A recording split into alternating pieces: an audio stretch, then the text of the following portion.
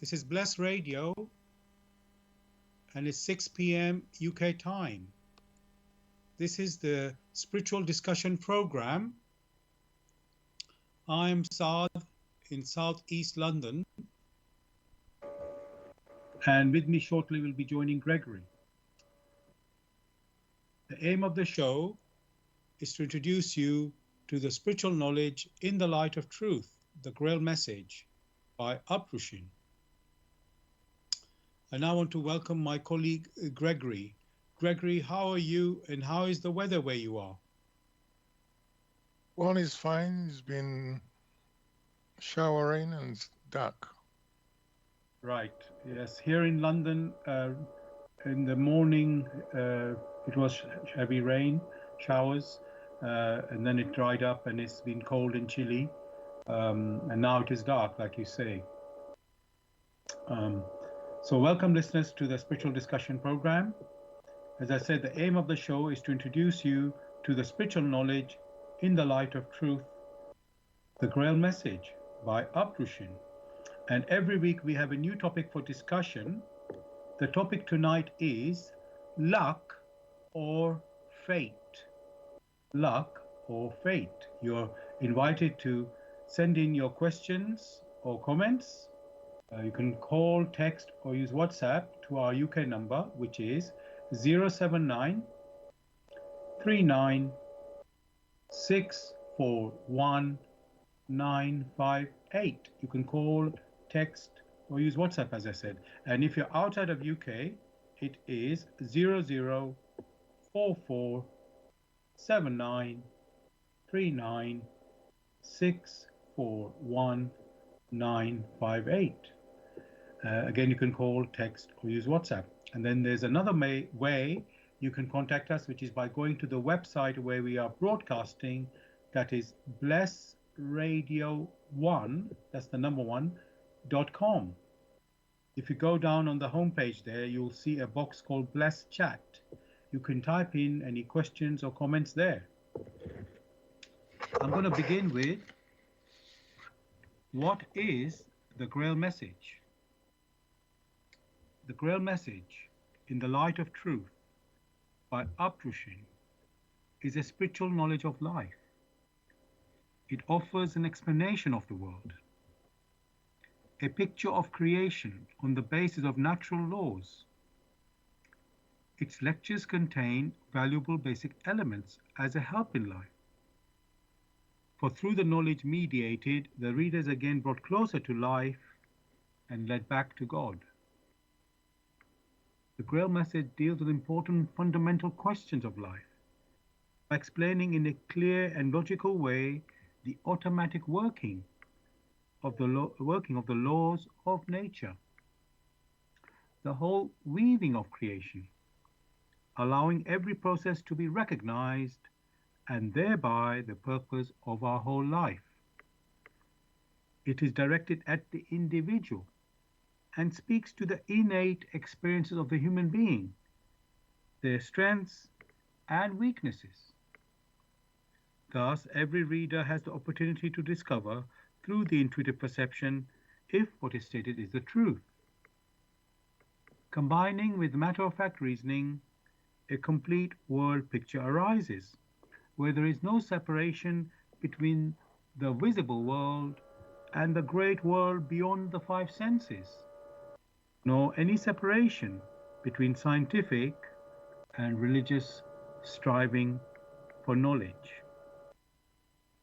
I'd like to give you a couple of quotes from the author of the Grail message, Uprushin. The hearer and reader of my lectures should always work within himself, keenly probing and building bridges from one lecture to the other, as well as out into the great and small world happenings. Only then will he be able to understand the Grail message and find that it gradually shapes itself into one complete whole without leaving any gaps. Again and again in all the happenings, the reader will come back to the basic features. He can explain everything without having to change even one single sentence. The word of the Grail message lives so that it permits only those people who really carry the honest desire in their souls to find abundantly. All else is automatically rejected by it. For the arrogant and those who seek superficially, the message will remain the book with seven seals. And I'd like to give you one more quote from the author.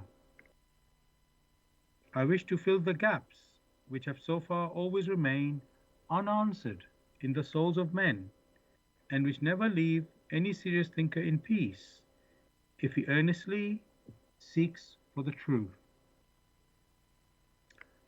So, dear listeners, just to remind you, the topic that we're discussing tonight is luck or fate. Luck or fate. If you have any questions or comments, you can contact us on our UK number, which is 079 39 641 958. You can call, text, or use WhatsApp. And if you're outside of UK, it is 00447939641958. Again, you can call, text, or use WhatsApp. And there's one other way to contact us, which is by going to the website where we are broadcasting. That is blessradio1, that's the number one, .com. And if you scroll down on the home page, you will see a box called Bless Chat. There you can type in any questions or comments. Now, Gregory, as you know, I like to always look up the meaning of the words in our topic, which is tonight, luck or fate. So, and there are many words which are similar to these words of luck or fate, which I also want to investigate. But the first word I would like to look at is the word luck.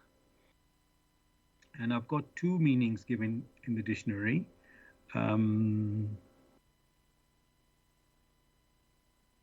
Success. So the first meaning of the word luck is success or failure apparently brought by chance rather than through one's own actions.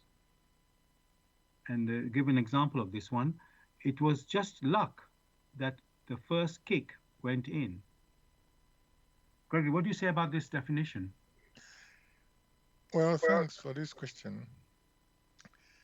It is strictly speaking not what one says about it, but looking at the context in which it's used, whether it fits in accordance with the framework of the laws of creation. So when that word luck is mentioned, it is seen more like an arbitrary activity, an arbitrary action. Therefore, the way they have described it is putting that which is arbitrary in the forefront, which is correct, what they had put there. However, the understanding behind it is what is wrong. Right.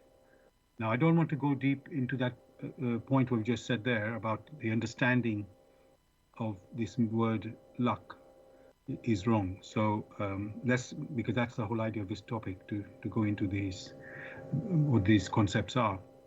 So, but the word luck, you're saying it's used, we call it arbitrary action or arbitrary activity. So this is how we define. You already mentioned it when you said chance. Chance, exactly, yes. In fact, I've got more. I might not go through all my list of words because they're so similar, because we do use these words a lot, and probably the word chance is also just as good as using the word luck. Okay, but arbitrary, you put the word arbitrary there, so we can look at it this way, an arbitrary activity. So I want to go to the second meaning for this word luck, and there in the dictionary it says chance considered as a force that causes good or bad things to happen. So,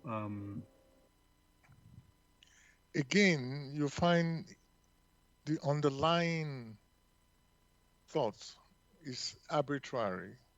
yes, So that arbitrariness, that means anything can happen. yes, Yeah, and the way they have described it, it is correct. But again, the understanding is very wrong. okay, okay. So, because we've only just started, I don't want to go into that. Why is it wrong just straight away? Because I still want to look at the other word that is there, which is fate. So maybe I will move to that word straight away now, Gregory. So the title again, the topic tonight is luck or fate. So again, if you look in the meaning of the word fate, what the dictionary says, and let's see if that's what does it say? Let's say what it says. Let's see what it says. So the word fate, again, I've got two meanings. First one, the development of events outside a person's control, regarded as a predetermined by a supernatural power. What's about how good is this definition now, Gregory? For again for our discussion tonight. Again, these are based on arbitrariness. That means it is not within one's influence, it's not within one's request. There is no attraction. However, it just happens. And that is why the stress is the understanding. These are words which have been used, but they do not, there's no real connotation other than arbitrariness. Right. Okay. So we need to explore that further. So I was hoping that luck or fate meant two different things rather than the same arbitrariness, and I'm still hoping that we will be able to look at make sense of it.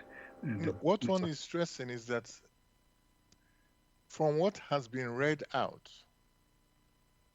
these expressions,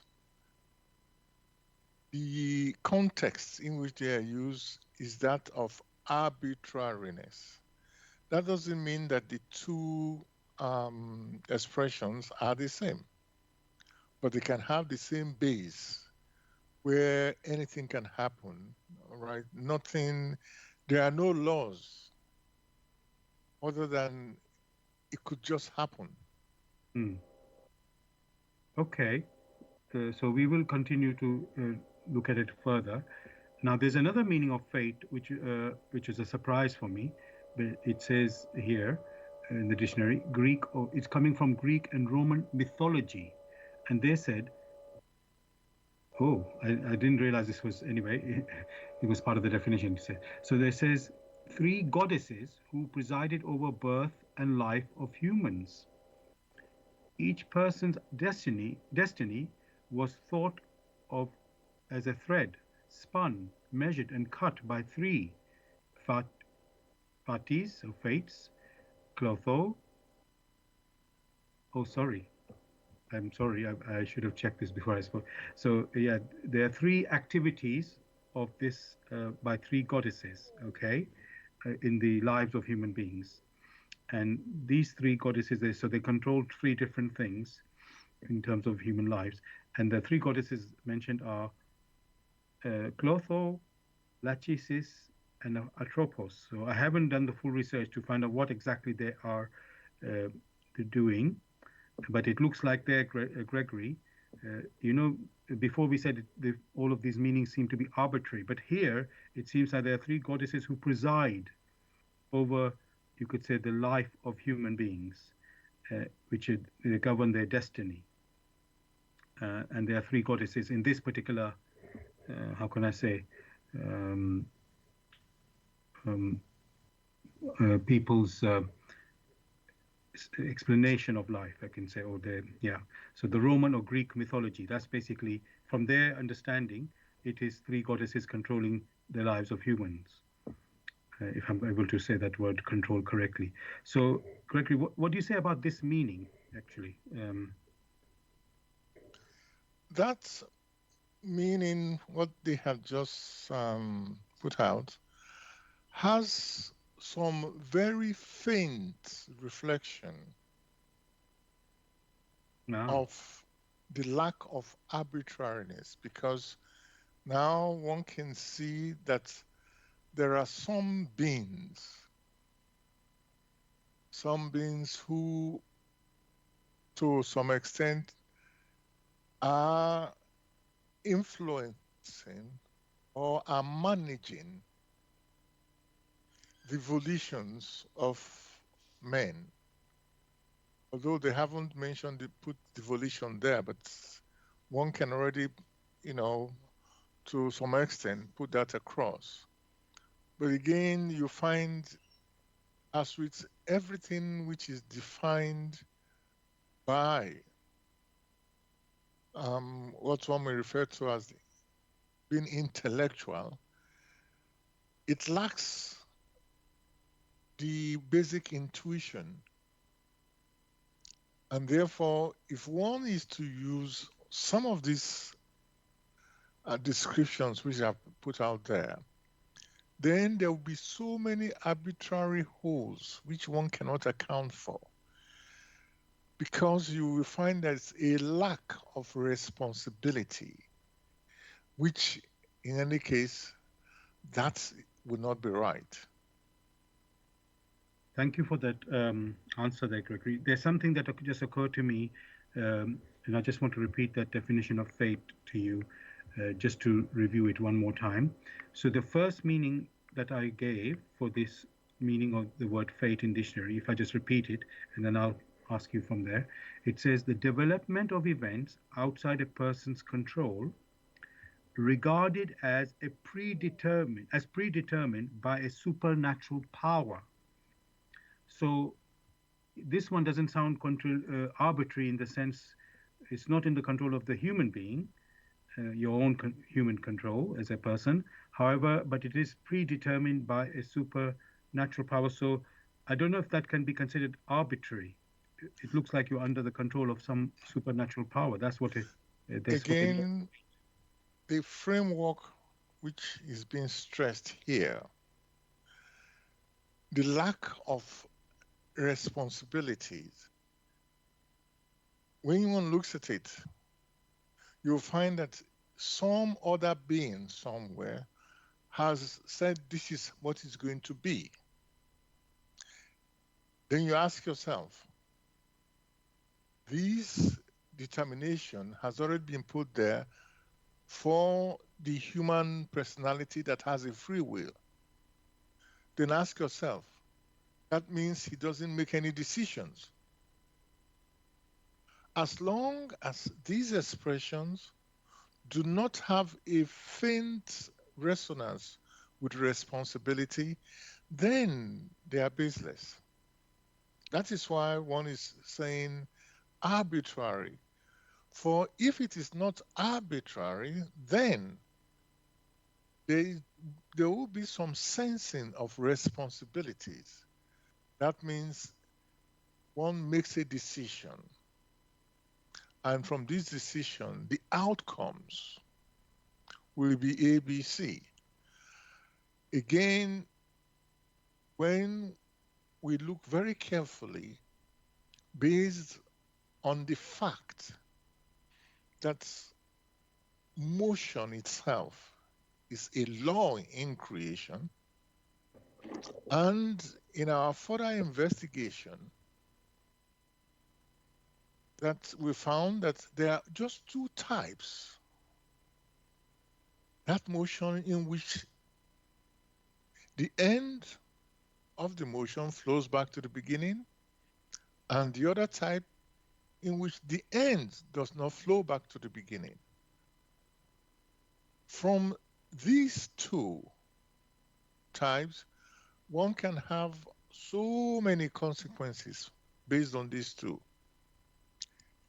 Therefore, it is not arbitrary when it is said that there is responsibility in the case that when a personality that has the free will makes a decision, there will be consequences.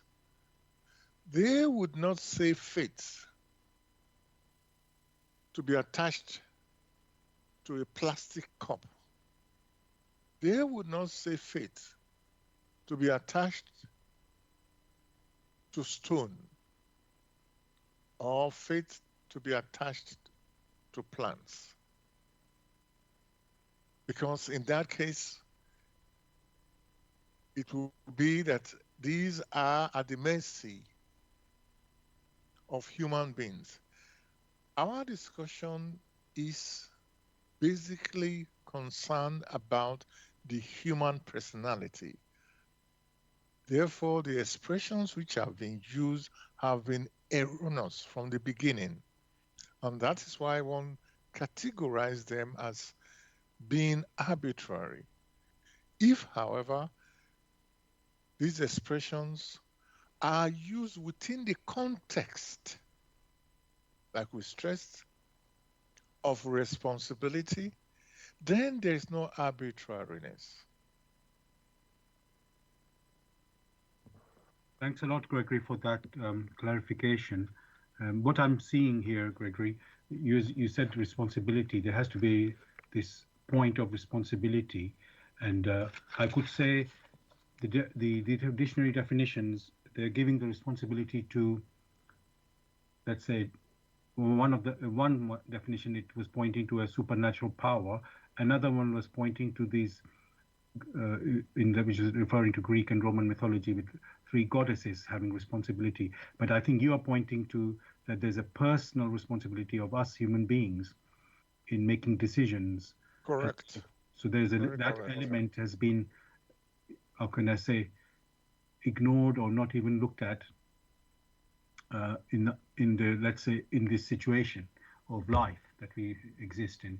So somehow it is completely, but this is the definition of, let's say, these words given there. And as I said, we need the full context of the, how life operates. That's what's going to, Correct. that Correct. needs to be understood. So Yep. that's what is the point of this you could say, our discussion, to clarify all these points and matters. So, and it's good to, because this is something so simple. How can I say, commonly used words, luck and fate, and we say it without even thinking. And Correct. yet we really need to understand it properly. And then when we start in this way, we start, the whole foundation has been shaken already before we, you know, that's why I use these definitions every time in each topic that we do, because as I say, two people can be talking on a different language. If they don't have if you're not getting these points clear to start with. So, okay.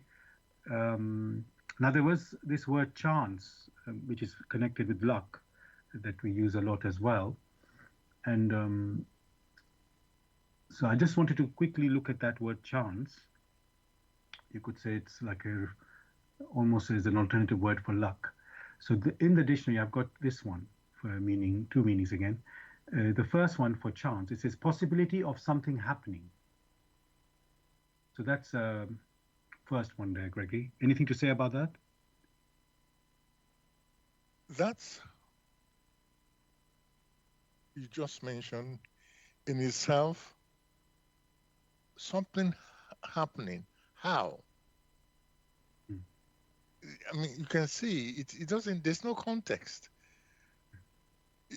Right. For a very simple example, one can recall when one had opportunity to teach children, and one of them said, anything can happen. And then the question was, oh, is it possible for human beings to grow out of trees? And he said, well, no, no, no, it's not possible. So why is it not possible? So you find that unless there is a context upon which these things can be viewed, then it becomes arbitrary. There must be something that one can use. Okay, thank you for that. I've got another one of again the word chance, the meaning of the word chance. It says the occurrence of events in the absence of any obvious intention or cause. And they give an example. He met his brother by chance. So the meaning is the occurrence of this, the word chance, the occurrence of events in the absence of any obvious intention or cause. It sounds, Gregory, they said sorry, that's not, I'm trying to say it properly, fortuitous or accidental. Yes, again, you find that in the so-called sciences, the word chance is used again and again, but it's used wrongly because when two people meet,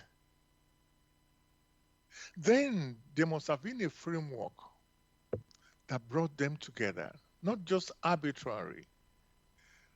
If one is to say that it's arbitrary, they might not as well met at all.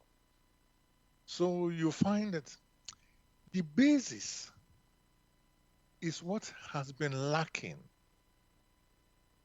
The expression is there, but the basis for such has not been proven and yet it's accepted. Like I stressed in the sciences, you have all sort of arbitrary expressions. Later on, after the jiggery pokery, they bring everything together again, and you find groups. All right, it now goes to groups. You now talk about evolution.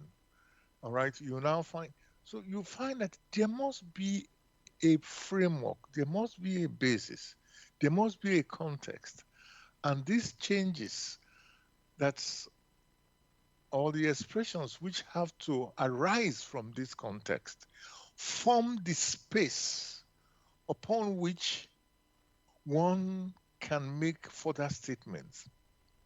As long as this context, as long as this basis is lacking, then one is, one judges rightly by saying this is arbitrary. It is always the context or the basis that one looks at. Only on such a framework can one make progress, even in a language. Thanks again thanks, Gregory, for again sort of bringing the context there. You know, um, there was this keyword cause in that definition. There's a cause, or let's say it looked like without a cause. It appeared that this chance, these activities which are happening with chance, it looks like there is no cause or it's unintentional, right? So then that's how you can say, of course, arbitrary. Then these things are arbitrary. However, let's say when you, as you say, examine these things properly or assess them properly, you wonder, really, is it arbitrary or did something actually cause that? You know, and like until this question is answered, we're not going to have a satisfactory sort of the understanding will not be clear. Let's be Correct. that Very correct. this is a big you could say issue or hurdle that we really need to get to get a proper understanding. That's what we started with. There has to be there's a misunderstanding, in fact, that what we have. You already started with that, and now it's becoming clearer as we, going deeper into these points and thinking: is there something happening by chance? That it means it's arbitrary, accident. Is that really an accident? And then they said unintentional. But it could be that we don't know what is really the cause. It's just we are making our own assumptions and even presumptions. So, look, very quickly we are losing our way.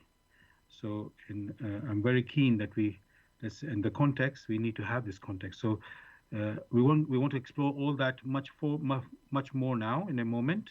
But before we do that, I would like to let the listeners know you're listening to Bless Radio, and this is the Tuesday evening spiritual discussion program from 6 p.m. to 8 p.m. UK time. The aim of the show is to introduce you to the spiritual knowledge in the light of truth, the Grail message by Uprishin. If you wish to know more about the Grail message or want to get more information on the Grail message, if you want to get a copy of the Grail message, you can go to this website, which is www.grailmessage.com. I'll spell that www.grail, Grail, message, message.com. And the topic that we are discussing tonight is luck or fate. Luck or fate. If you wish to take part in the discussion with any questions or comments, you can contact us on our UK number, which is 079 39 641 958. You can call, text, or use WhatsApp. And if you're outside of UK, it is 00447939641958. Again, you can call, text, or use WhatsApp. And there's one other way to contact us, which is by going to the website where we are broadcasting. That is blessradio1, that's the number one.com. And if you scroll down on the homepage, you'll see a box called Bless Chat. There you can type in any questions or comments. And as I said, we are broadcasting on blessradio1, the number one.com. You can also listen to us on YouTube.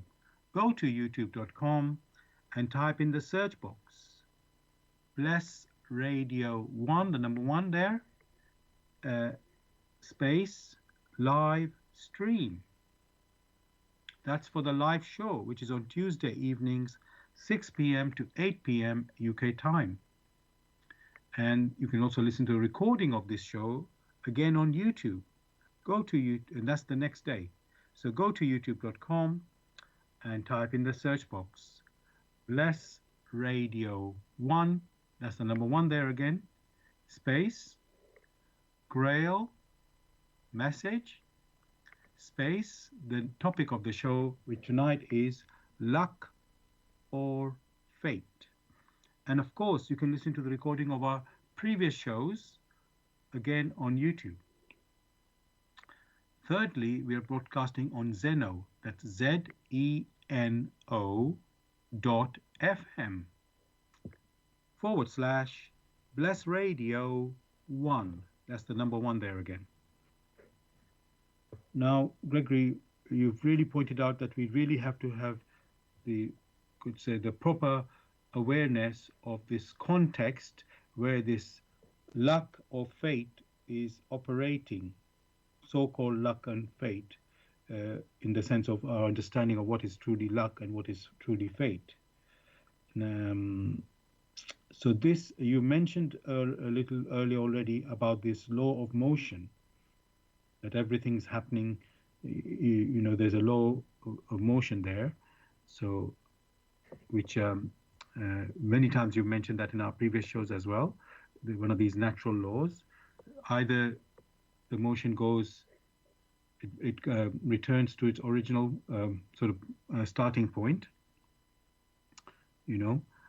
or it doesn't return to its original starting point. So you start some activity, emotion, and then, as we've said, it comes back to its origin where it started. As Jesus would say, "What you sow, you shall reap." So you do an action, and then there's a reaction. There's a harvest. The law of sowing and reaping there, and then, but this sowing, we are saying, it can come back to its origin, or it can go elsewhere. That's as a it sounds a bit weird when we say it this way, but with motion you can understand that. when you use the word motion. So, so this is a context. There are natural laws which are, you could say, governing life's activities. In other words, there's some order there. There's an order going. Things are happening within an order. It's not arbitrary. That's what you could say is very clear from that.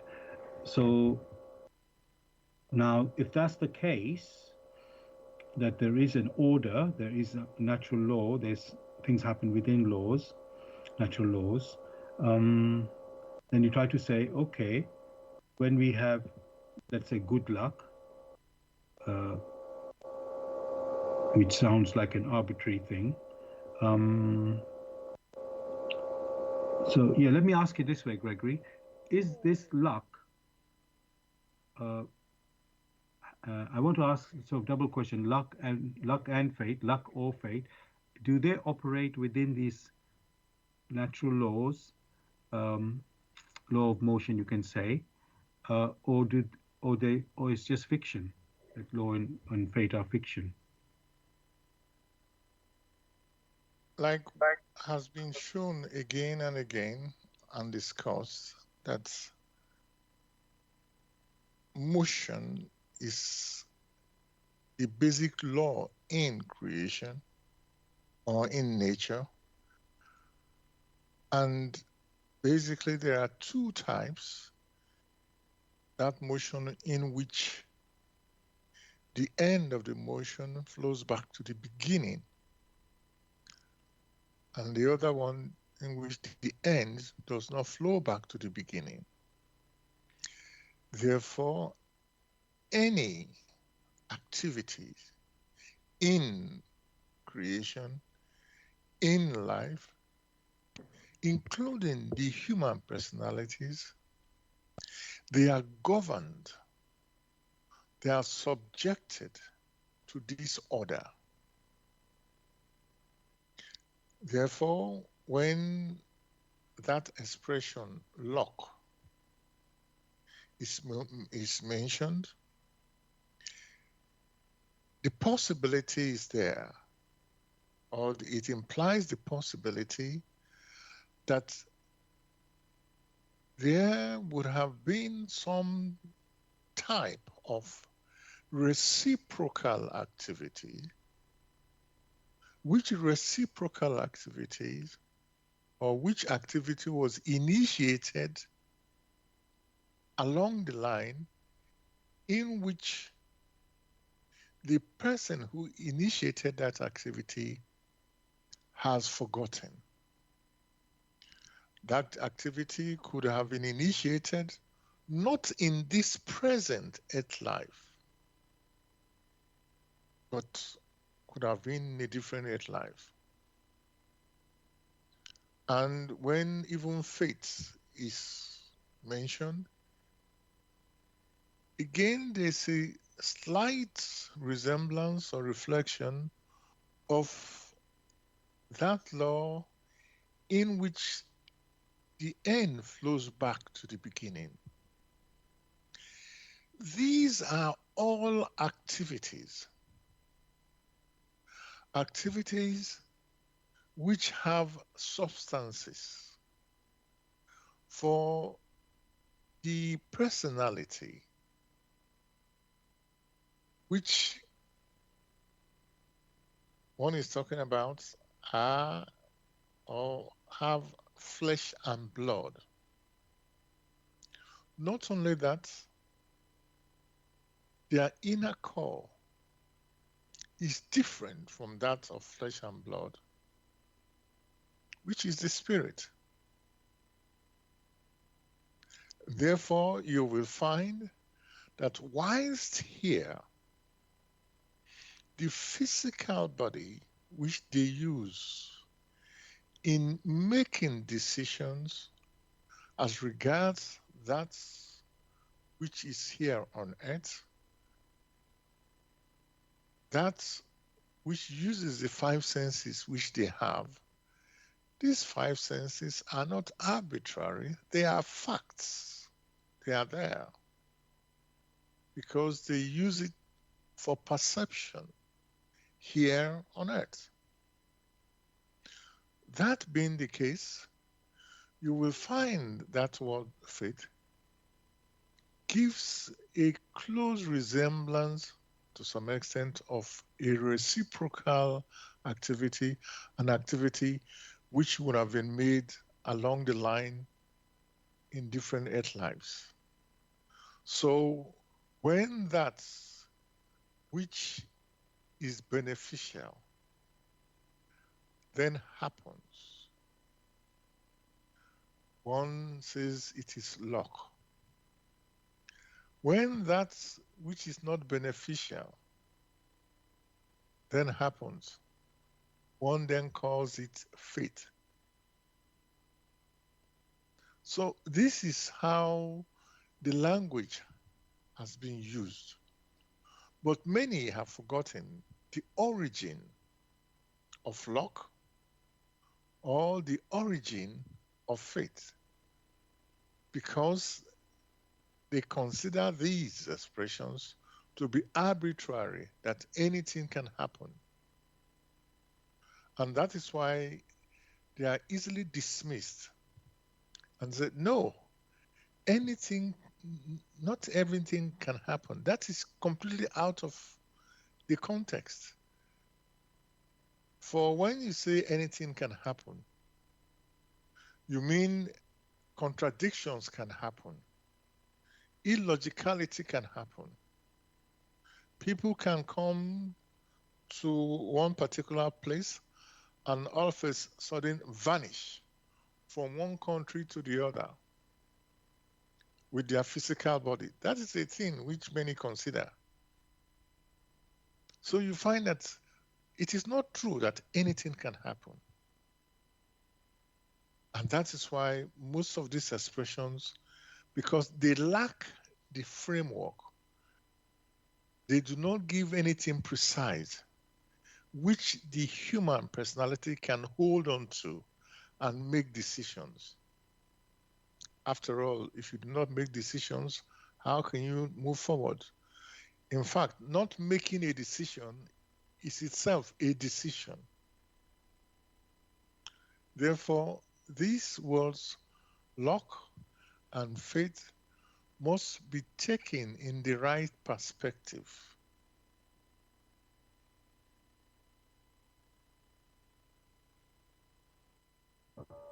Thanks a lot, Gregory, for this picture that you're painting for us um, about these activities of life, um, about making decisions, or even the decision to not to make a decision, is it also a decision? So this is a very big point. So it means that, let's say, if I say there's a system that we are existing in, and we can choose to make a decision to, to go a particular direction, and then there will be consequences from that. And then if we don't make a decision, there are also consequences of that too.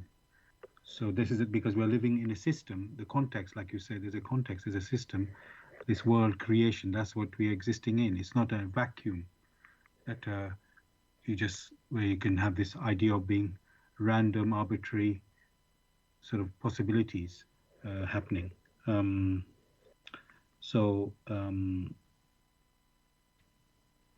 Now let me go at an angle there, one particular angle, Gregory. I hear that we have a decision, we can make a decision as human beings, that is making sense. But there's some people, when they follow, let's say, spiritual teachings, they believe, oh, what's happening to me is predetermined by, let's say, a bit like the definition of fate, supernatural power, like God is has predetermined my fate or my life. So that seems to, how can I say, contradict your free will to choose, your freedom to choose. So when we have this type of conflicts, Gregory, where people are, let's say, believing that, oh, this is what happens in my life, or This is my faith saying that. Uh, because in a one sense it can make sense because they say God is almighty, He's all powerful, and He controls things. So in that sense, even if I, in quotes, make free will decisions, uh, God is sort of controlling me somehow. I know, so it's a very hard to make sense of this type of mm, how can I say understanding.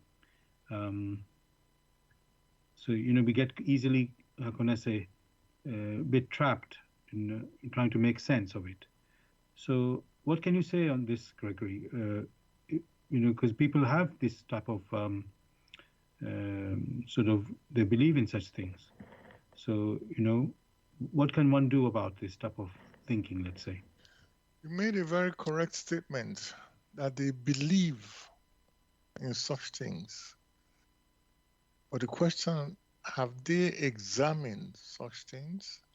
Have they weighed such things deeply enough in their thoughts, in their intuitions, or in their activities which are perceptible with their five senses? Belief basically only considers objects, points. However, that which leads to personal conviction leads to a recognition which emerges through personal self-examination, not only on the deeds which are perceptible with the five senses, but also through one's thoughts and through one's intuition. The simplest example one can use is to use the statement they made. That statement which they made and say they believe, and that there is someone that is all powerful, and therefore their faith is fixed. Did that statement come from the all powerful or came from them? If that statement came from them, it means they themselves decided, which at the same time contradicts the statement in which someone on high has determined everything. And that is why there is always the need to carefully and calmly examine, weigh very carefully, even the statements that emanate from us. And before long, you will find that the statements don't even hold water, doesn't hold up because they are contradictory. Someone who says that he or she lacks free will, making that statement alone is a contradiction because he or she speaks out of free will. Or should one deny that which he or she is using? The human personality speaks as it pleases him, as he or she wishes to make conclusion. Not to say, fair enough, I don't have a free will. How can one say one doesn't have a free will with such a statement when he is applying his free will to make that statement? What has been forgotten? That free will is not tied to a stone, is not tied to water, is not tied to plants. neither is it tied to animals, but free will comes with that innate ability of the human personality to decide. Once that person has reached the age of maturity, he or she can choose. Therefore, it is right to say a stone has no free will, but man is not a stone. It is right to say a plant has no free will because it has to adjust, because it is fixed. One can go to the extent to say that even animals, although can adjust to the changes around them, there is a limit to which they can go. But man can express himself or herself to say, I have no free will, or I have free will. The making of such a statement itself is an act of exhibition of one's free will. For if that were not the case, how could they have said, I have not a free will? That means he or she would not have been able to make that statement. Whatever context they may consider,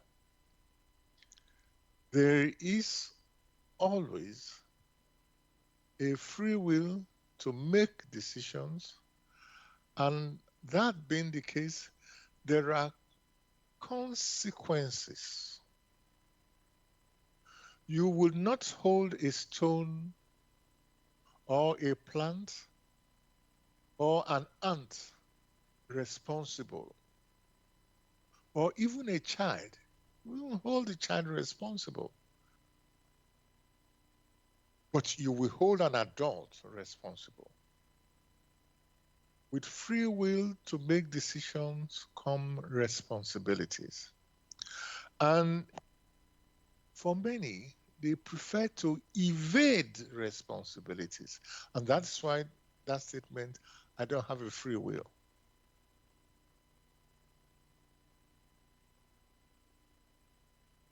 Thanks a lot, Gregory, for this um, answer and explanation you've given there. Um,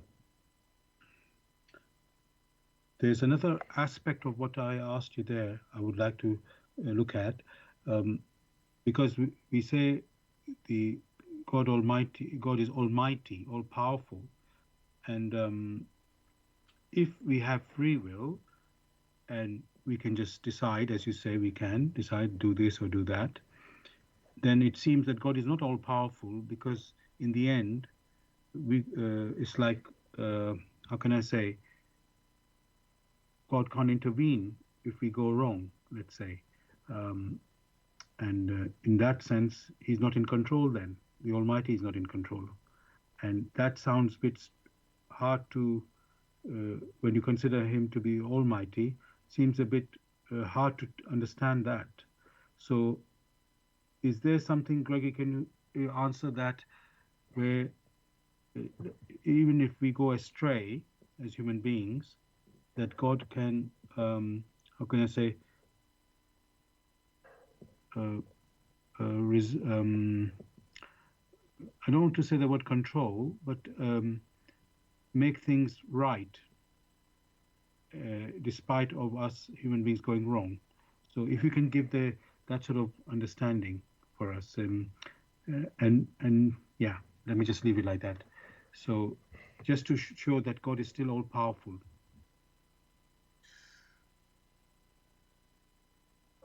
Generally, one has heard of that expression that there are three persons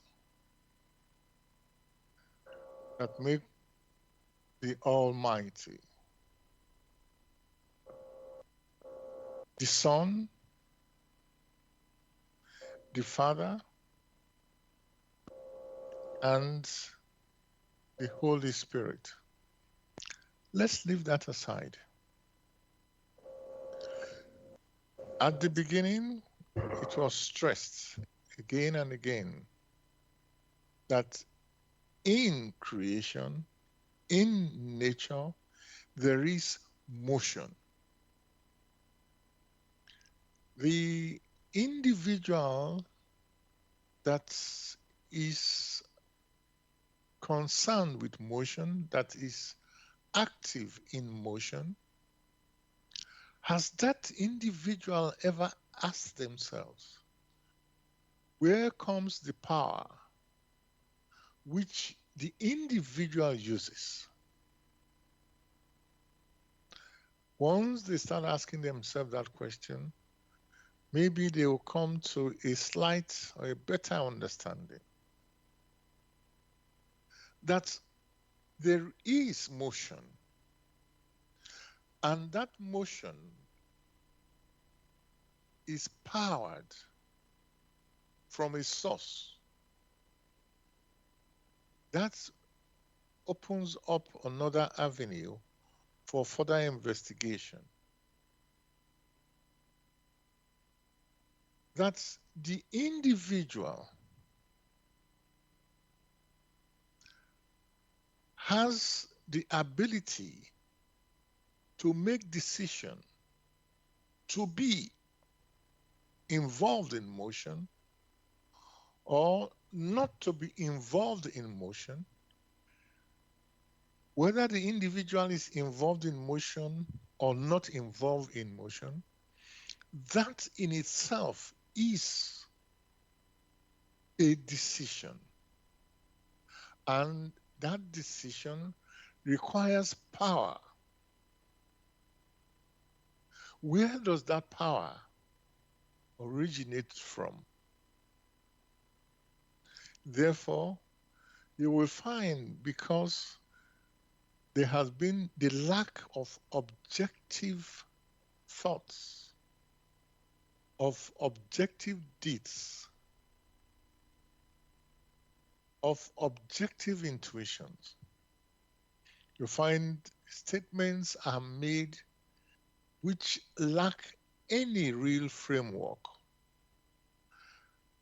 Such statements that you just made, in which the individual says, oh, I don't have a free will.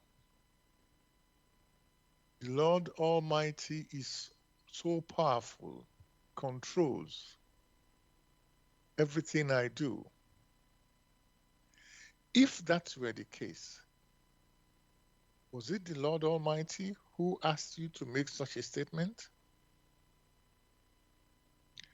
Therefore, one must come to the facts that in motion, there is that in which the end of the motion flows back to the beginning.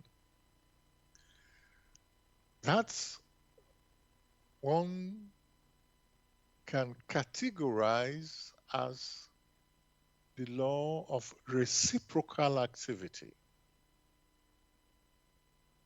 That has been woven into the fabric of creation, of nature, of which man himself or herself is an integral part.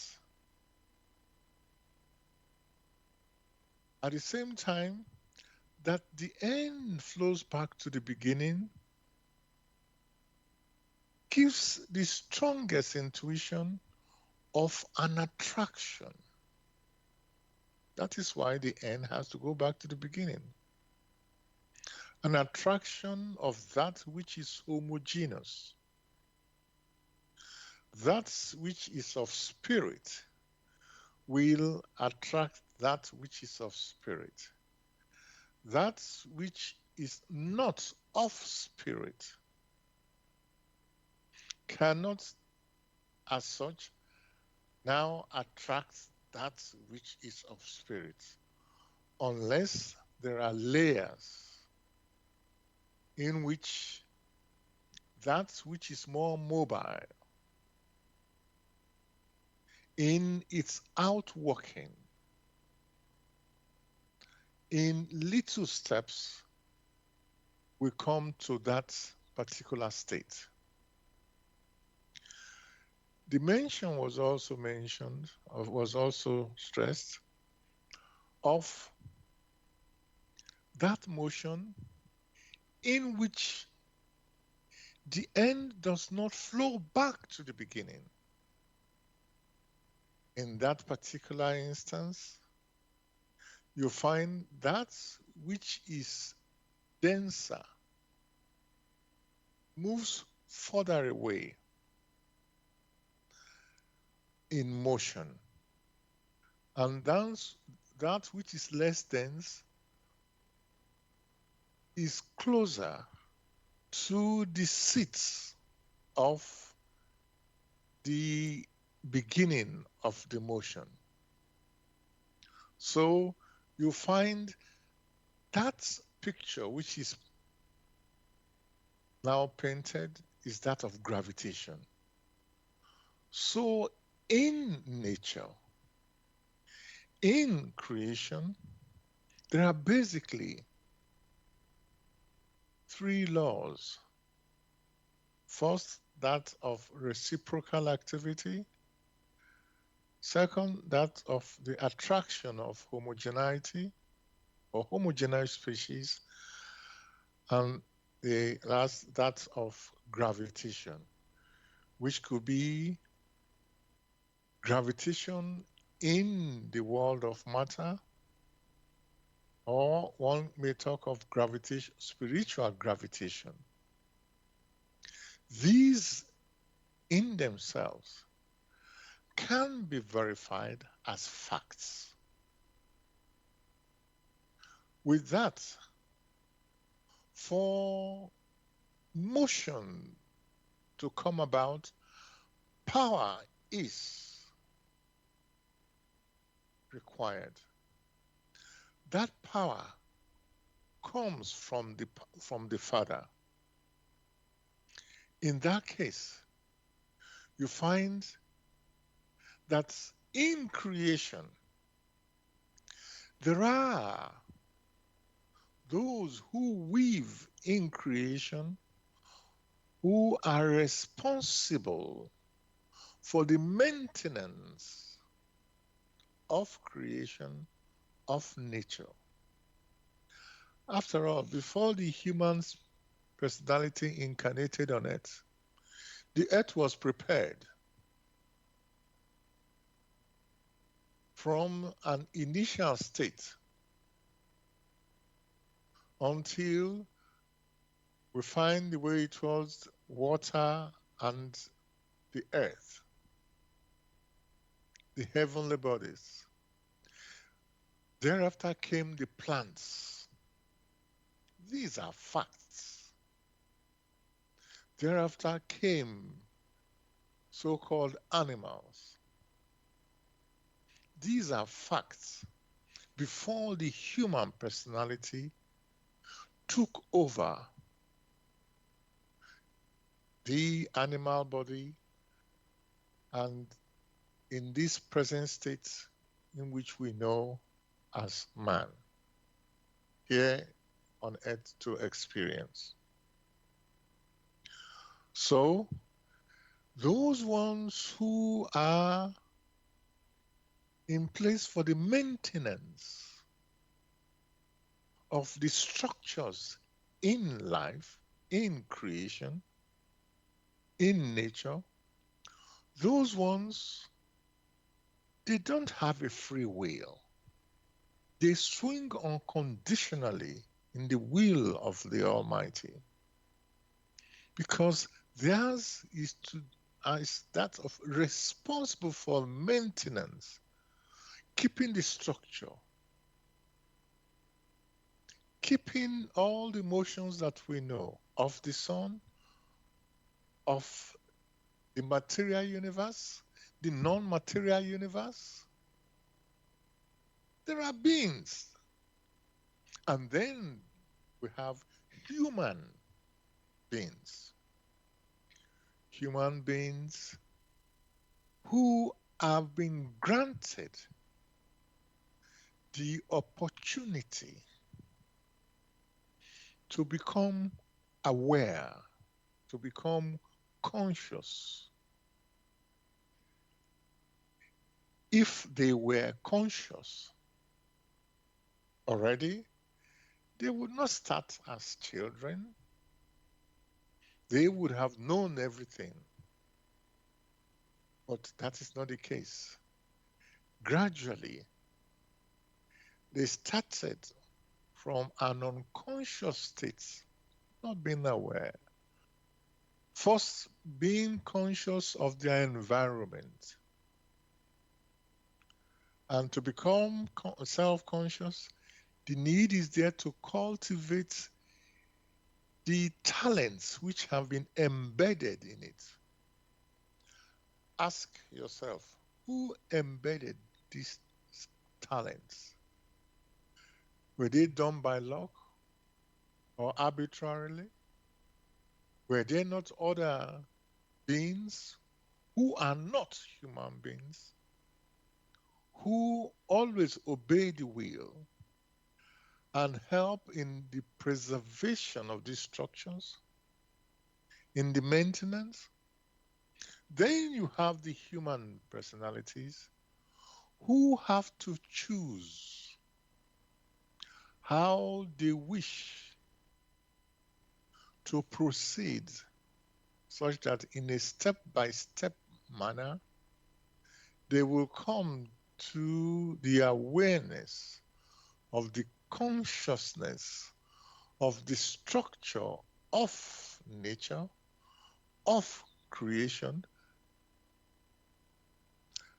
That in itself is a choice. And it doesn't stop there. They will also come to the awareness or the self-awareness. The inner core awakens to how this structure works. Whether they wish to know or they do not wish to know, that is granted to them. An intrinsic feature for human personalities. And yet, they deny that they do not have this intrinsic feature, even with their sentences. They already give evidence that indeed they have these features, the freedom to make statements, the freedom to decide. At the same time, they make further statements and say the source that provides the power, which source they are not fully conscious of, they deny the existence of such, because for many in their muddled and confused thoughts, they cannot calmly look into themselves and ask questions. Where am I from? Where do I wish to go? All these questions are pushed aside.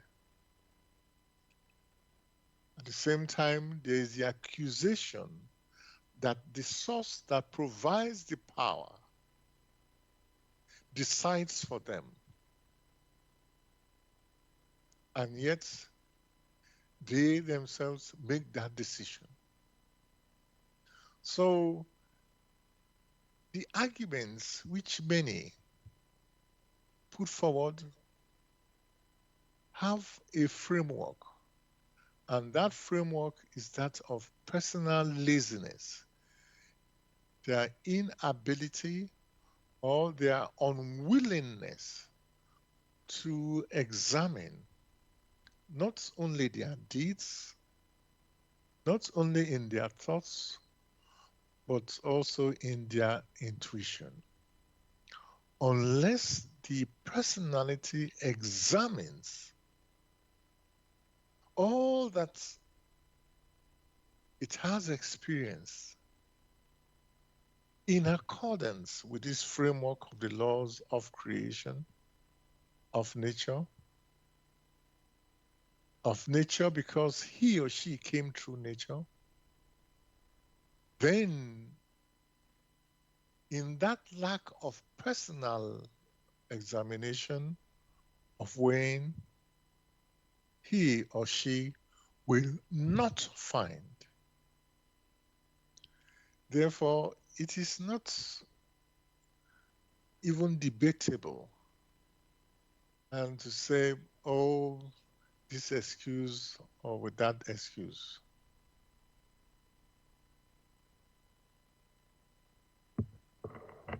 Thanks, Gregory, for again bringing that necessary clarification about how the natural laws interact with us human beings in our lives. And,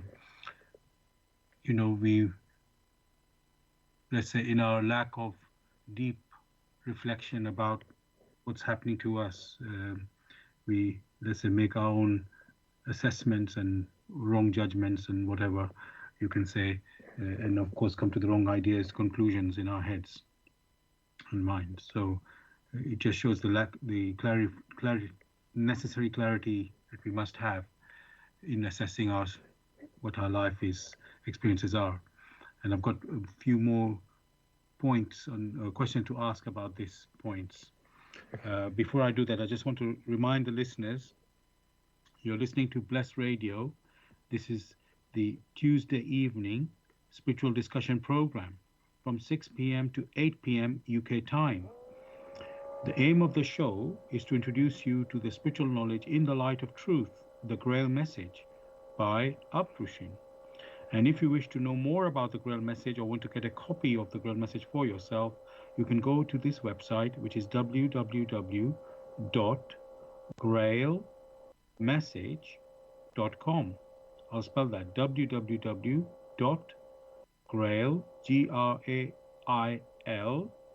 message, message.com. And the topic that we're discussing tonight is luck or fate. Luck or fate. You're welcome to join us with any questions or comments by contacting us on our UK number, which is 079 39 641 958. You can call, text, or use WhatsApp.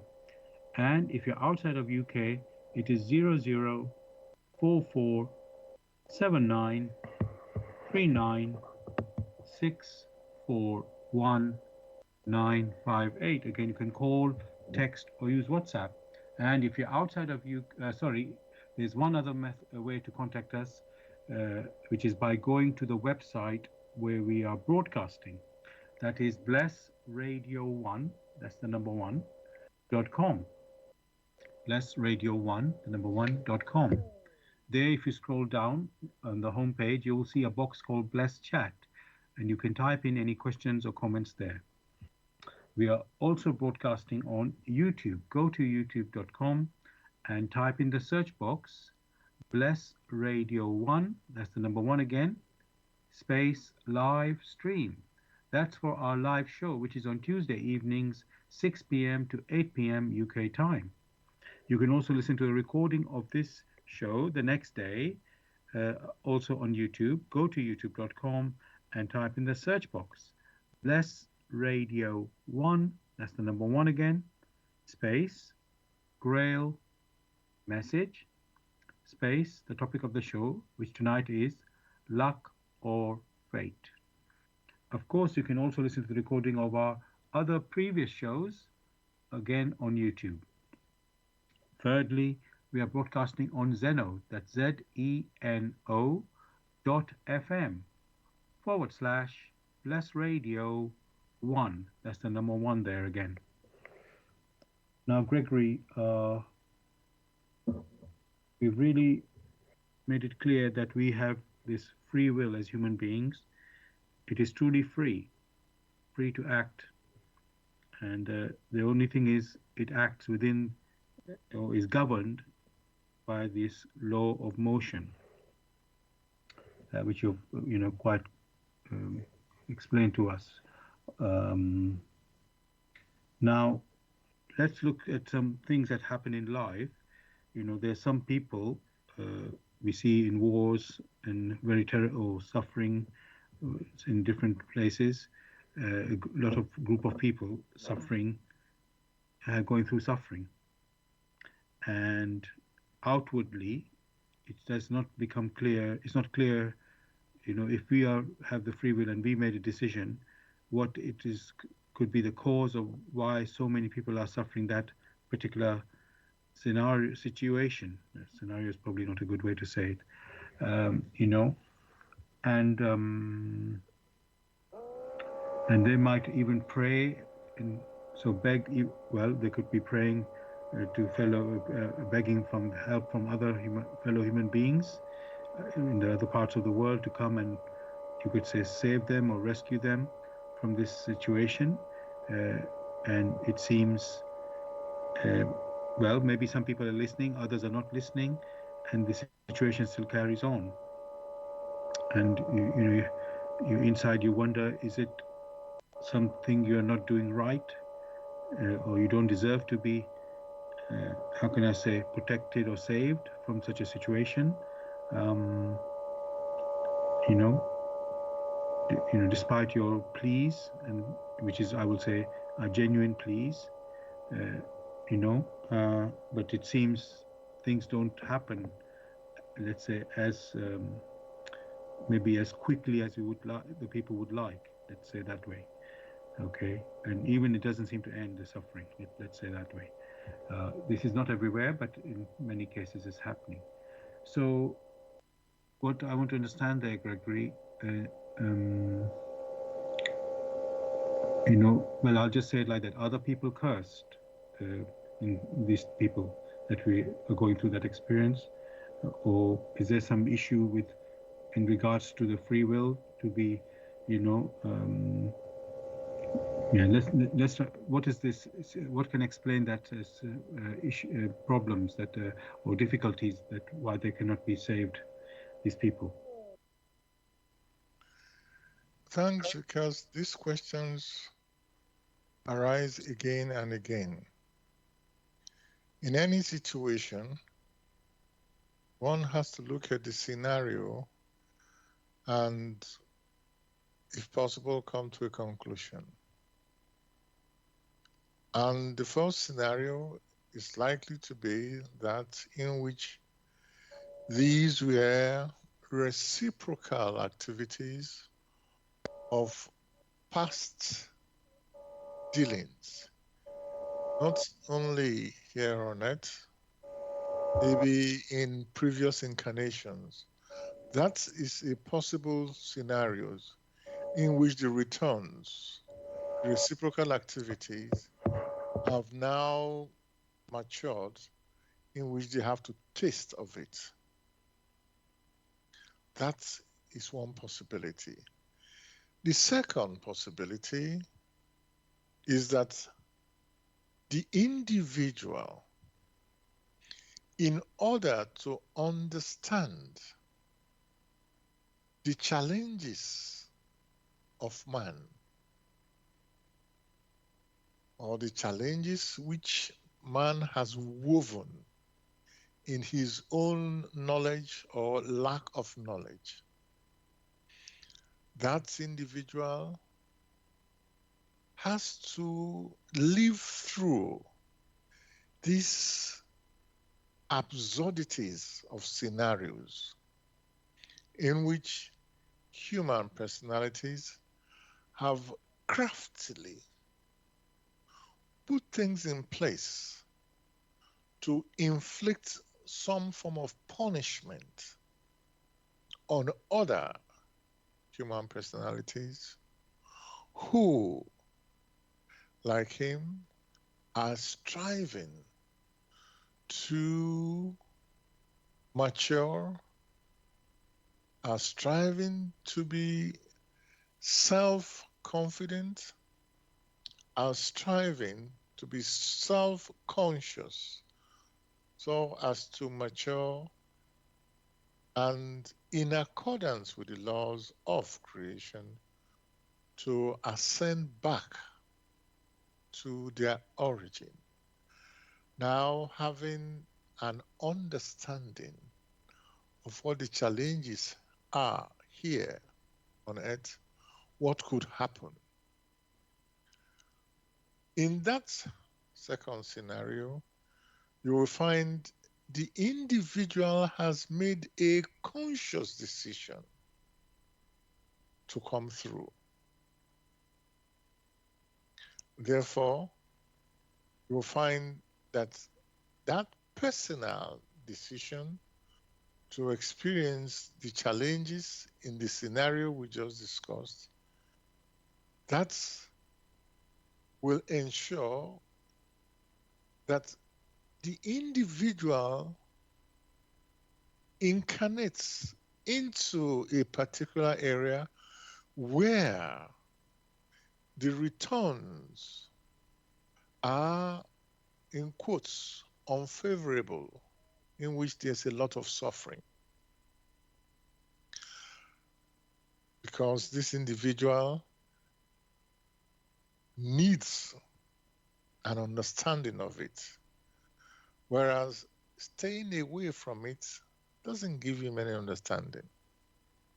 So the two scenarios where on the one hand there are reciprocal activities in which the human personality need to grasp it and to redeem himself or herself from it through a change of inner attitude. And the second scenario, in which the individual personally needs to go through these experiences again to understand, to build up for itself alertness, not only in the spiritual sense, but also in the earthly sense, to build up vigilance. Whatever the scenario is, vigilance and alertness, maturity also accompanies the individual if he or she wills aright. In that case, the individual gains by willing aright. However, those who made such hideous scenarios in their wickedness, they themselves, here or hereafter, will have to undergo such scenarios much worse here or hereafter until there is an inner change. Only then can they sever themselves from such scenarios and rise higher. So, whatever the case is, the need is always there to have a comprehensive outlook of the workings or the outworkings of the laws which maintain nature, which maintain creation, which laws the human personalities are also subject to. Thanks a lot, Gregory, for this answer and again the big explanation you're giving. What it shows is that when we ask a question, we're looking at a scenario currently, let's say, but you're not seeing the whole picture. What is behind, like say before, what is behind it, and what is, it's just the one moment in time that we are looking, even though it can look for a long period that people are in quotes, which we talked about in this case, people are suffering, and on the surface we might say people are cursed, but actually the wheels of justice are always working, the laws are always operating, and so just having a little moment to look at only uh, one moment, it doesn't really give you the true picture of the, let's say, the final justice that will be, you could say, meted out to whatever activity we human beings participate in. So those who are carrying out evil actions, uh, suppressing others, and they will pay the consequence of that. And those who are suffering, even on the surface it looks like they're innocent, but even if they do deserve it, nobody, if they genuinely don't want that, and there is a way out for every person. So just but if you look only at the time frame, let's say 1 year or 5 years, whatever the time scale happens to be, you can't really say this is the full picture. So this is a very big eye-opening thing to recognize really that the justice is working, even if you can't see it in that moment. Uh, and your inner sensing is there has to be justice. I think every person thinks that. Whether human beings are capable of doing it themselves is always a question. But there is the laws, which are, which is the we say the context in which we operate, whether knowingly or unknowingly. They will all take care of whatever people have done. So this is where you can have peace, or let's say, yeah, satisfaction of knowing that these things will work out in the right way at the end. Um, now, I want to look at another thing now, Gregory. Some people ask, oh, I didn't come in, I didn't choose to be born. This again is similar to saying being cursed or blessed. I didn't choose to be born. My parents brought me into this world. Somebody might say that, and that they put me into this scenario that I am in now. Or as they grow up, they realize, oh, this is what happened. So can you just say something on this point, Gregory? That do we choose our parents, or the parents choose us? Is there some sort of way that these things happen? Again, when one considers that motion is a law in creation, and from this motion, this dynamic motion, the human personality has to make a decision in order to experience. That decision itself takes time to become a full experience.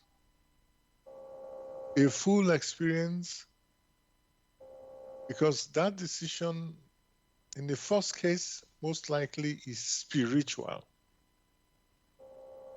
And gradually it has to work itself out. Therefore, you have the scenarios in which that decision has to be consumed will be, in that case, in which a body of flesh and blood is prepared by the parents. At the same time, in accordance with these laws of creation, the human personality makes a decision to be permitted to use this body of flesh and blood. And that is only possible when there must be some form of attraction of homogeneity, the attraction of homogeneous species. So may have an attraction of homogeneity. You may also have a reciprocal activity in which the human personality made a decision, and reciprocally, it is permitted to incarnate in that body, which is being prepared. You may have also the third possibility that in accordance with its own inner maturity, in accordance with its own spiritual gravity, it needs to gravitate towards these parents in order to be able to consume or to experience that which it needs for it to mature spiritually. These are the scenarios. So the question is, did the parents choose him or her, or did he choose? The parents only make the physical body initially available through birth. The human personality has accepted that to incarnate. So that opportunity granted the individual in itself is a blessing. So let no one make that statement. Or you will find those who make such statements, they only make it because there are challenges in which they do not have enough material things to hold on to. Whereas there are others who they do not have any physical wants because the parents have provided so much. They do not complain until maybe they are unwell in health. Then they will complain. Such statements have arisen only through the indolence of the individual, not even accepting that being able to incarnate here on earth is a grace which is necessary for it to mature spiritually.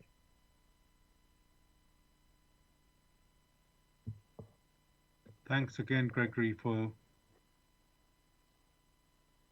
what you can say is showing us there's a bigger picture about how life operates and how we, um,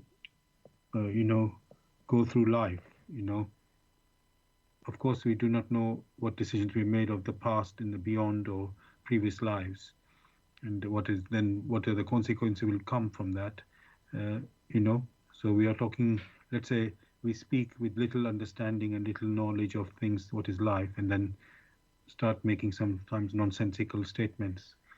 Oh, I don't I don't deserve this, or how is this happening to me? You know, as you know, in the lottery, if you win the lottery, nobody complains why do I want it and not somebody else. They're very happy when it's good, but when it's bad, they're very quick to, they say, put the finger on something else. But how come it happened that you had good luck and you're happy for that, but not when it's so-called bad luck? So you can see how biased we are in our um, and assessments. A terrible lack of humility in, rape. All I can say, it must make us think, oh, there's more to life than what we really understand. Um, So yes. Now, Gregory, I want to move to another uh, point completely, um, which might be surprising for people, but people, it does happen in the world. So there's this thing called, Gregory, black magic. Even we know there's white magic, but I want to just talk on the black magic, where people have put a spell, or some people put a spell on another, in a evil way. In fact, before I do that, let me just go and look at the meaning of the word black magic in the dictionary, uh, just to see if this is what we are talking. You give the right context. So here it says black magic, a type of magic that is believed to use evil spirits, i.e., people who cannot be seen, to do harmful things, sorcery. Um, so I'm sure people will have different meaning of this word black magic, but I think basically we are saying that I was using the word spell or sorcery, where somebody puts a bad spell on another person to harm them. They go through maybe an intermediary. Uh, the person who does the black magic is, let's say, just the implement is just the tool. But the two, let's say, the main people behind is somebody, the perpetrator, who wants the harm to happen, and then he has a victim in mind. He or she has a victim in mind who they want to harm. So my question on that, Gregory, is first of all, is that true that can happen? Black magic can happen this way, uh, or is there any other explanation for that? There are many happenings here on earth which go beyond that which are perceptible to the five senses. You have the happenings in one's personal thoughts. These thoughts are not perceptible to the five senses. There are also other happenings, one's intuitions. These intuitions are not perceptible to one's thoughts or to the five senses. But the effects of one's intuition may have a bearing on one's thoughts, and the effects of one's thoughts may have a bearing on one's physical activities.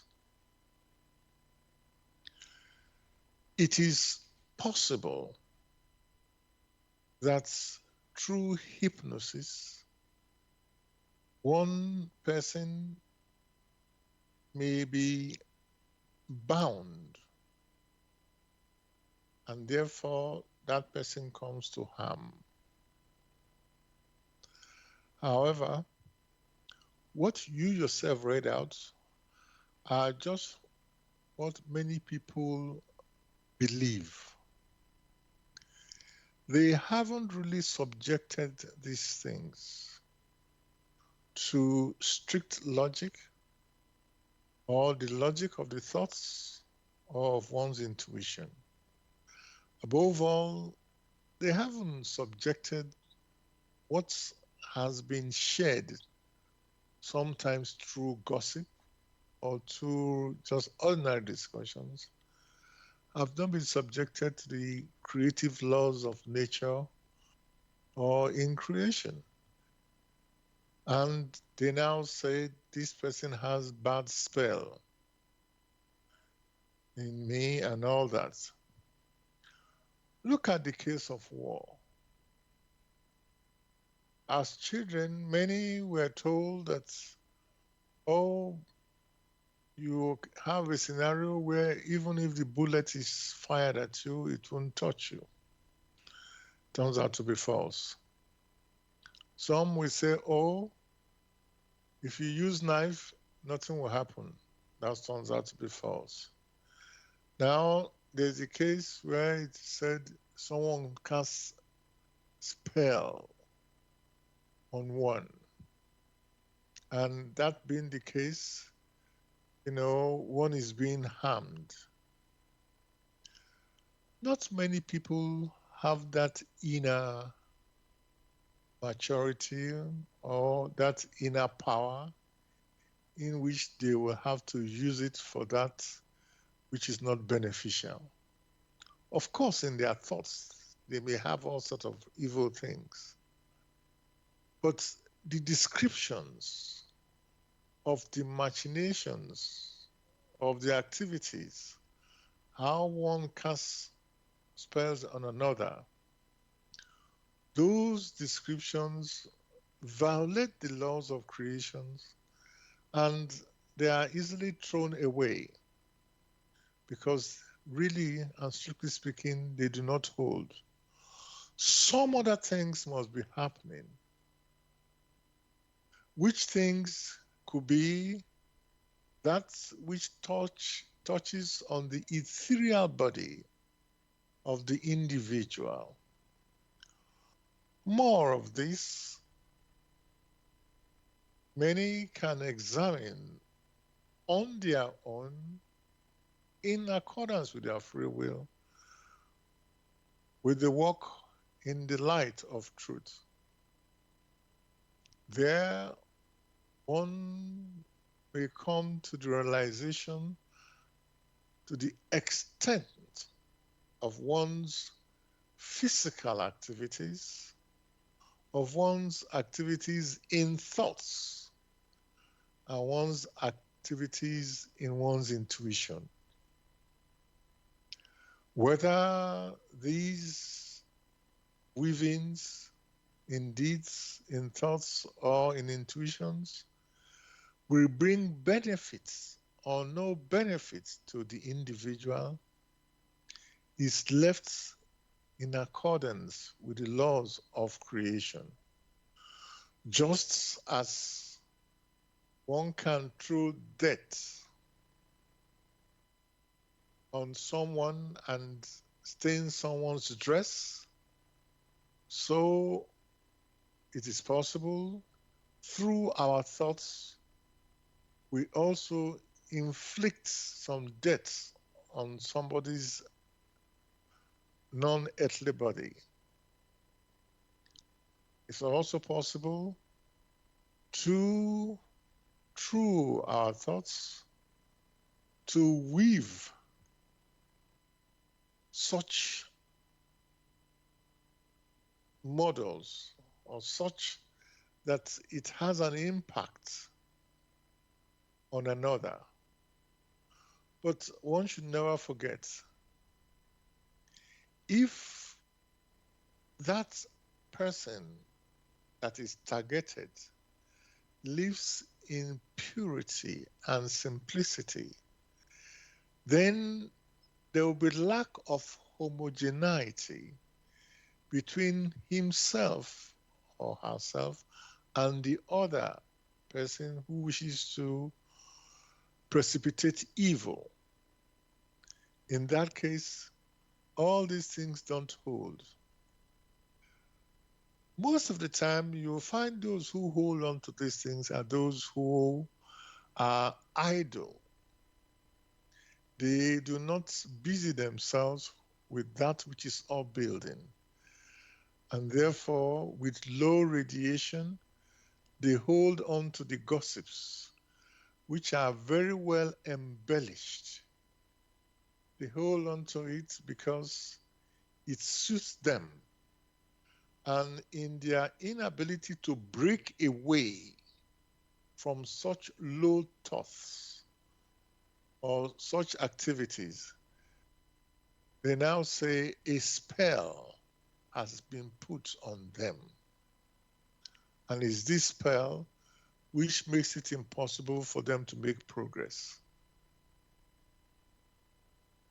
Again, this basically is false. For if,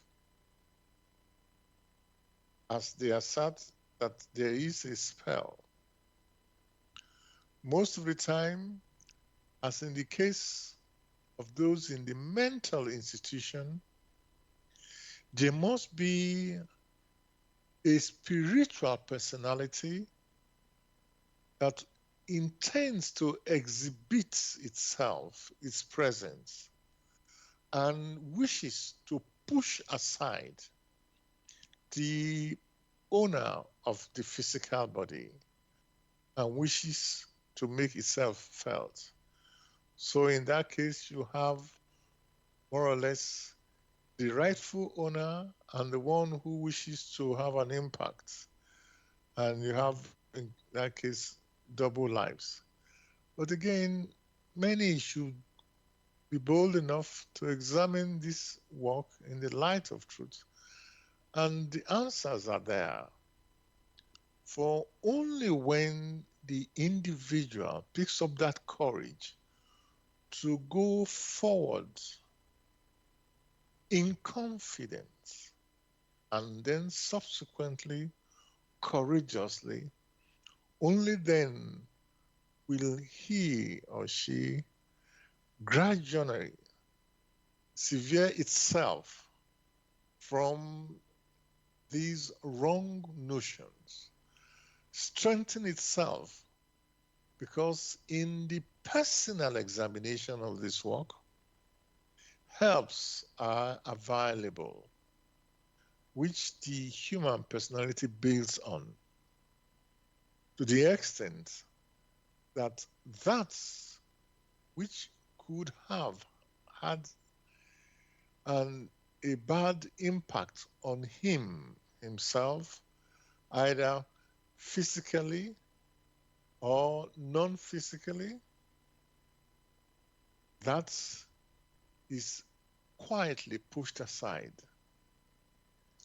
In that case, he or she will loosen all those threads which would have held it down and becomes free at last, free in accordance with the laws of creation, where it may take its steps towards its origin in returning back home to the paradise of man, and on getting back, it will be strong enough to enter paradise as a self conscious human personality, where it will gladly cooperate with the living laws of creation, with others who didn't have to go that distance to become self conscious, and will also work very closely with the beings that are responsible for the maintenance of creation.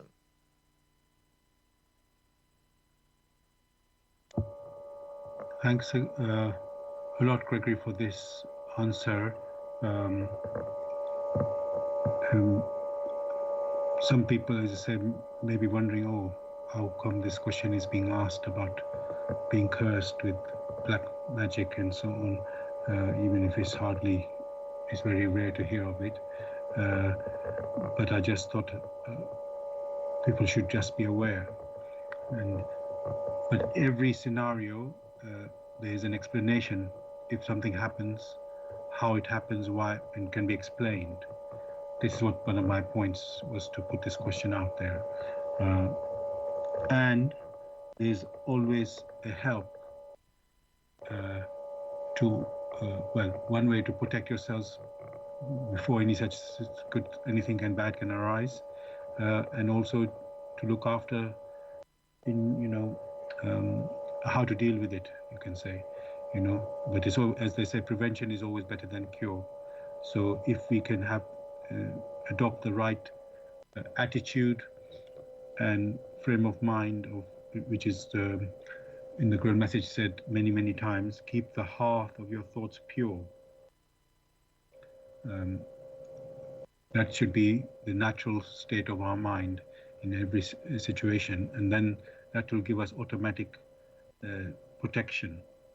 you know, of course, we must not also be alert. We must be alert not to just fall into trouble uh, because of our slackness or lack of alertness.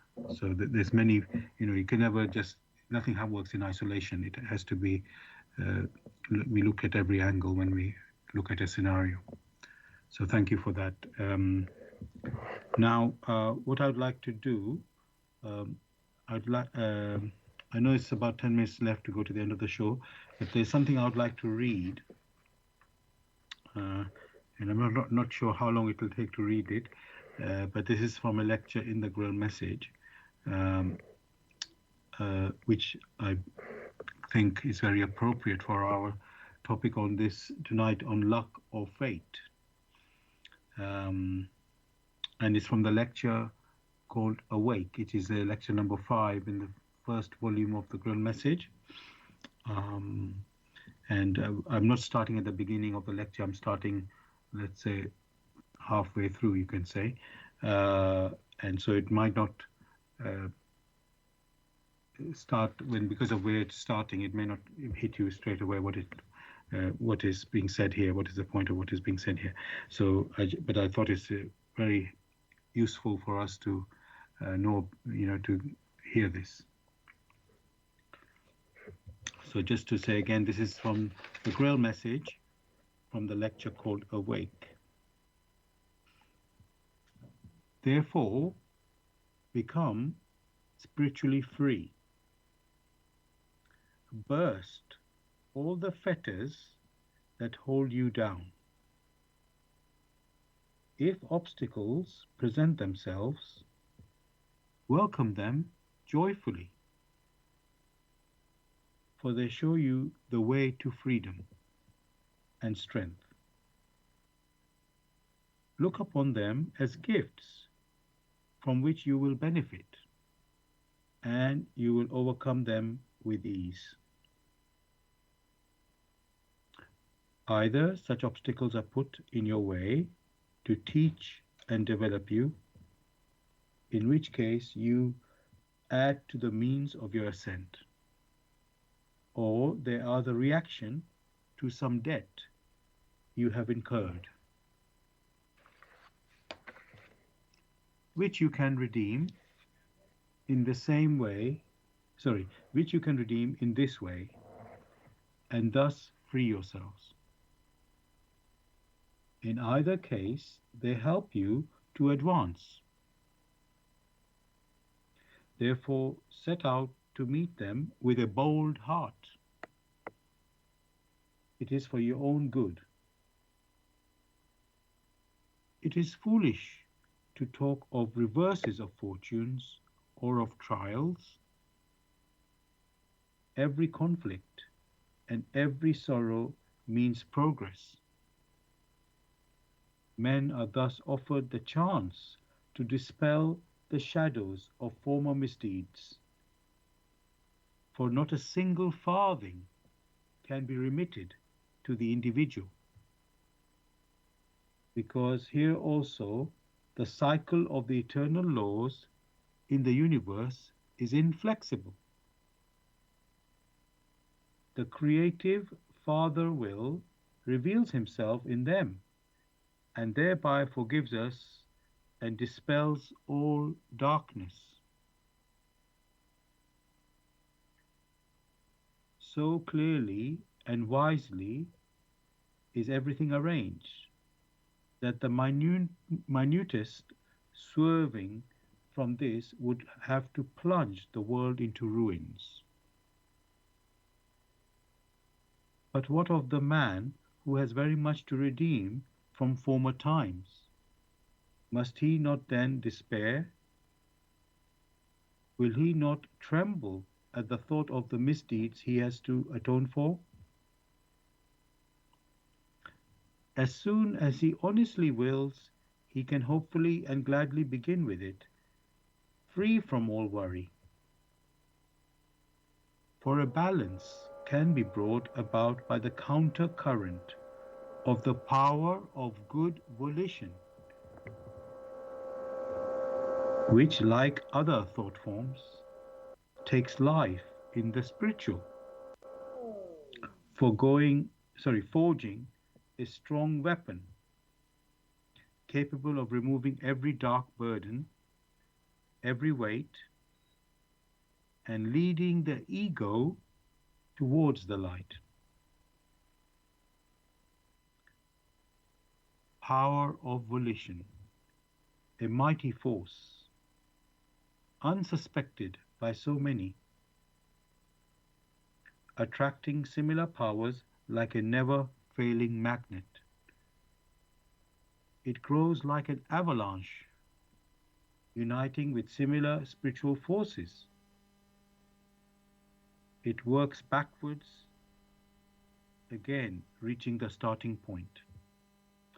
Thus, the origin, or rather the producer, uplifting him to the light, or pressing him deeper into the mud and filth, exactly in accordance with what the author himself originally willed. He who is acquainted with this steady, never failing reciprocal effect inherent in all creation, which manifests and unfolds itself with absolute certainty, knows how to make use of it. He must love it and fear it. Gradually, the invisible world around him becomes alive to him, for he feels its influence so distinctly that it silences all doubt.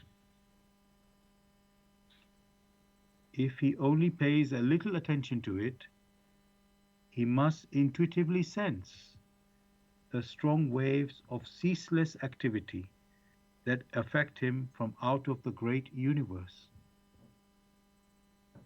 Finally, he feels himself the focal point of strong currents, like a lens that absorbs the rays of the sun, concentrating them on one point and producing a combustive power which can burst forth to singe and destroy, but also to heal, animate, and bring blessing. And likewise can hear and likewise can start a blazing fire. And you too are such lenses, capable through your volition of gathering these invisible power currents that reach you and sending them forth as a united force for the good or evil, to bring blessing or indeed destruction to mankind. Through this, you can and should light a blazing fire in the souls of men, a fire of enthusiasm for the good and for the noble and for perfection. This only requires a strength of volition, which in a certain sense makes a man lord of creation and master of his own fate. It is man's own volition which brings him destruction or redemption, reward or retribution, with inexorable certainty. Do not fear then that this knowledge will alienate you from the Creator or weaken your present faith. On the contrary, the knowledge of these eternal laws, which you can put to use, makes the entire work of creation appear even more sublime to you. Its magnitude forces him who searches more deeply to his knees in veneration. Man will never wish for evil things. He will joyfully grasp at the best support that exists for him: love. Love for the whole wonderful creation, and love for his neighbor, that he too may be led to the glory of this enjoyment, of this consciousness of power. Oh, dear listeners, that was a reading from the Grail message from the lecture Awake. And I really encourage you to pick up the Grail message uh, to discover its value for yourself. And if you wish to know more about the Grail message or want to get a copy of the Grail message for yourself, you can go to this website, which is www.grailmessage.com. I'll spell that www.grail, Grail, message, message.com. And hope you have enjoyed the discussion tonight on the topic of luck or fate. Gregory, I would like to ask you if there's anything you'd like to say to the listeners to say goodbye. Wishing listeners a beautiful week. Thank you. Same from me, listeners. Have a beautiful week. We'll be back as usual next Tuesday with another topic from 6 p.m. to 8 p.m. UK time. Good night and God bless.